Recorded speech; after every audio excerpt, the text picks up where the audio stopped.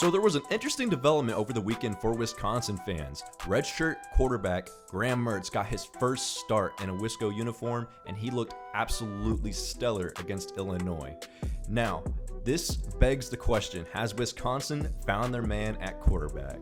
It looks like they certainly might have, but let's back up here for a second. The reason why Graham Mertz got this opportunity to start against Illinois in the first place is because their presumable starting quarterback going into the season, Jack Coe, he got injured earlier this month and injured his foot, and he had to get surgery.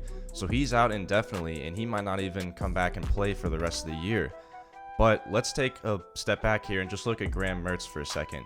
He was a 4-star recruit according to 247 Sports in the 2019 quarterback class. Some of these guys that were ahead of him: Spencer Rattler, Bo Nix, Jaden Daniels, Ryan Helinski, and then of course coming in at number 5 was Graham Mertz, a 97 grade 4-star quarterback in that class.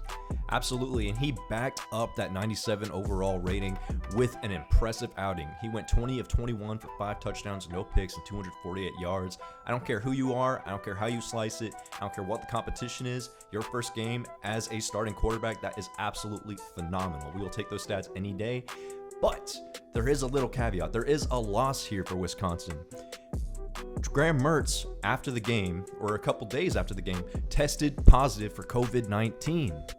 This begs the question, what's going to happen with Wisconsin after he tested positive? Well, the rule is for the Big Ten's protocol is that if you test positive for COVID-19, you have to sit out at least 3 games. So Graham Mertz, by default, is going to miss the next 3 games.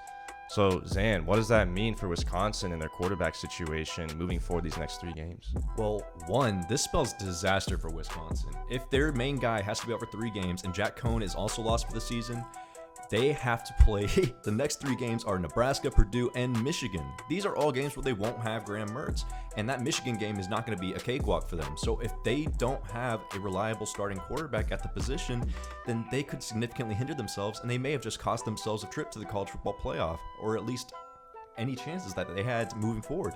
But another thing that really hurts Wisconsin's chances is that their third-string quarterback, Chase Wolf, also tested positive for the coronavirus. So now we are probably likely down to Danny Vandenboom, who is the only other quarterback on that roster who has any type of playing time at all. So we'll see if the Wisconsin Badgers rock with the junior quarterback. That's just a tough situation. I think that's every program's nightmare situation coming in 2020.